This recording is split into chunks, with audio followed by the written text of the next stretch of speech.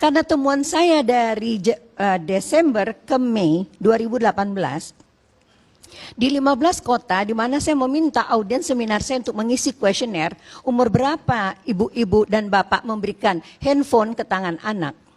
Itu rata-rata usia 2-6 tahun. Persentase paling besar. Kenapa? Biar anteng. Nio sambil kita ngaca sama informasi ini. Biar anteng. Kemudian untuk apa lagi? Untuk supaya dia bisa belajar, lihat galeri dan main games.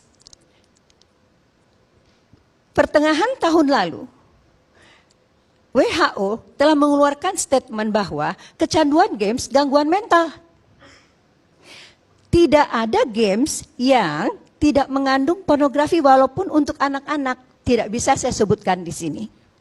Tapi kita tahu semua, start games diputar anak itu gambar apa yang pertama sekali masuk ke otak anak dan cucu kita. Ya, nah, apa yang terjadi Bapak Ibu, izinkan saya berbagi hal yang amat sangat penting buat kita dan bangsa kita. Saya dan teman-teman melakukan penelitian ilmiah terhadap anak-anak berusia 12 sampai 16 tahun, ya, SD sampai SMA, menggunakan EEG dan functional MRI, ya, dan serangkaian tes kognisi untuk psikologi dan tes parentingnya, lalu ASI, Adolescent Sexual Activity Index.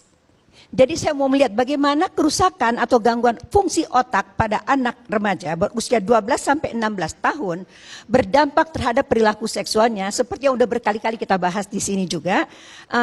Terbukti tidak dengan penelitian ilmiah. Ternyata Bapak Ibu, hasil penelitian ini menunjukkan bahwa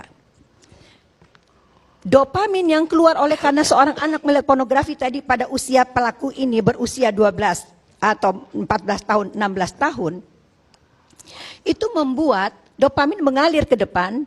Otak depan ini Pak Karni berada pada gelombang delta yang membuat anak ini impulsif. Maunya apa? Sekarang, sekarang juga.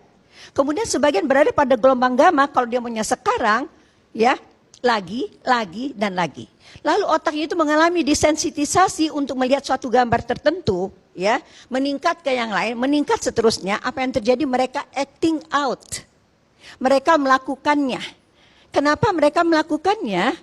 Karena mereka meniru apa yang mereka lihat dan ingin tahu. Apa yang dia ingin tahu? Rasanya. Jadi hasil penelitian saya ini menunjukkan bahwa gelombang-gelombang yang berbeda di bagian depan otak ini Pak Karni dan Bapak Ibu yang saya hormati, sama juga Bapak Ibu nyetir, lihat bencana di depan, mau tekan rem, mobil tetap jalan, tekan rem, mobil tetap jalan. Rem kontrol diri anak-anak kita itu bolong.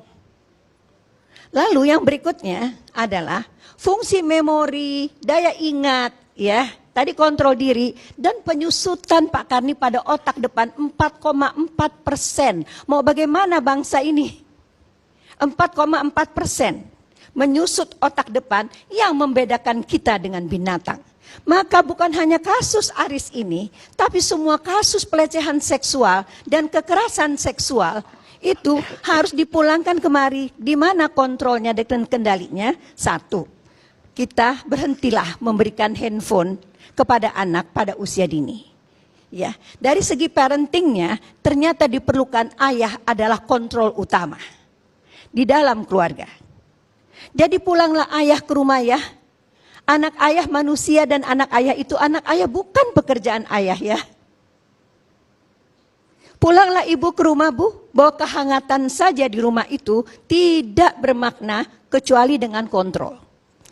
Jadi semua kita mengajar, saya yang salah, angkatan saya yang salah. Saya tidak menyiapkan anak-anak saya generasi milenials ini untuk bisa menjadi orang tua. Saya dulu berharapan mereka ini menjadi saintis, ilmuwan ya, pedagang dan sebagainya, sarjana. Saya tidak mempersiapkan anak-anak saya generasi milenials yang sekarang menjadi orang tua super milenials untuk menjadi menantu orang. Saya, angkatan saya dan di bawah saya lupa menyiapkan anak-anak kami untuk menjadi istri dan suami orang.